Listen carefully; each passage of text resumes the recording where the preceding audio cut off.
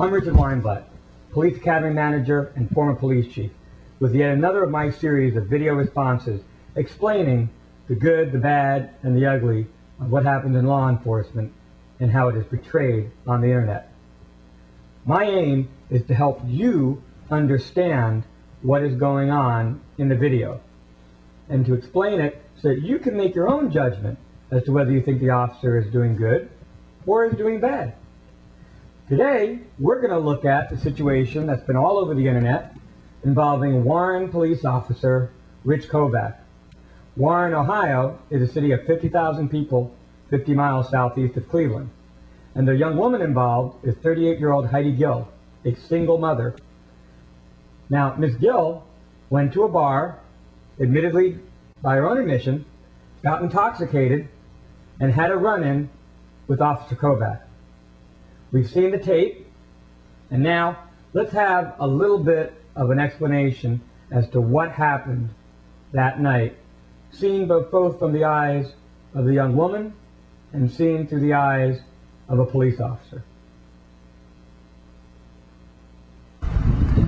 So now we have another situation involving the taser in Warren, Ohio. A police officer tasered a woman repeatedly, and I'm sure you have all seen the videos on YouTube and Facebook and MySpace showing the woman being repeatedly tasered by the officer.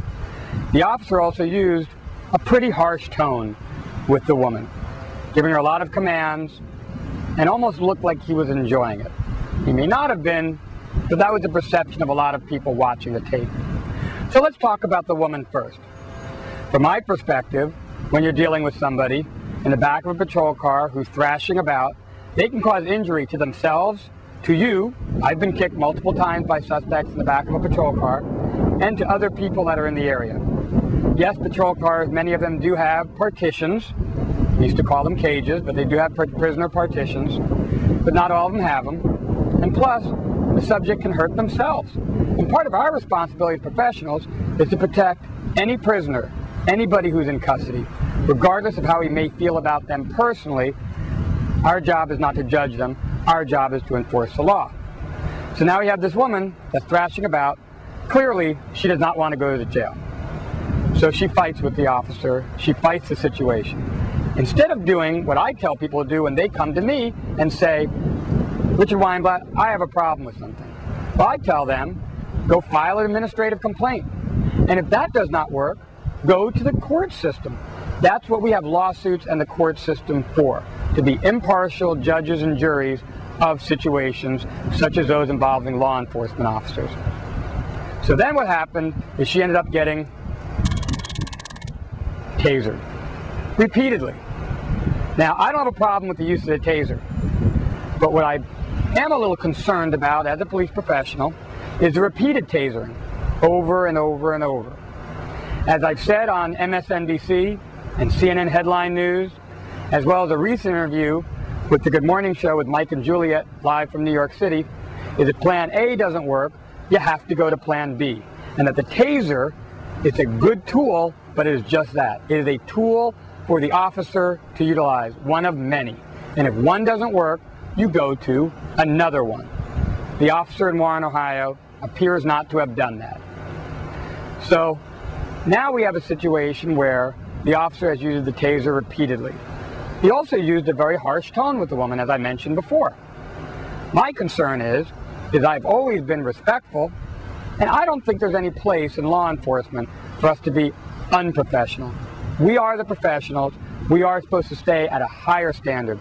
No matter what anybody does, we are at a higher calling. The difference between us and people that don't operate like us is not the badge, it's our behavior. And I've lived that, and I teach that, and I believe that. So I have some concerns about the officer's demeanor in this situation. The City of Warren leaders have looked into this situation. They have asked people like you out in YouTube land to send videos in, to send cell phone videos in if you witnessed the event. And there was a large crowd watching this. I think that's great. What I would hope is that they would judge all of that impartially. That they look at all the videos, they look at the witness statements, They look at the hall situation and they decide what happened based on fairness. That is what I would ask them to do with the young lady involved, and that is what I would ask them to do with the officer involved. And I also ask you to do the same.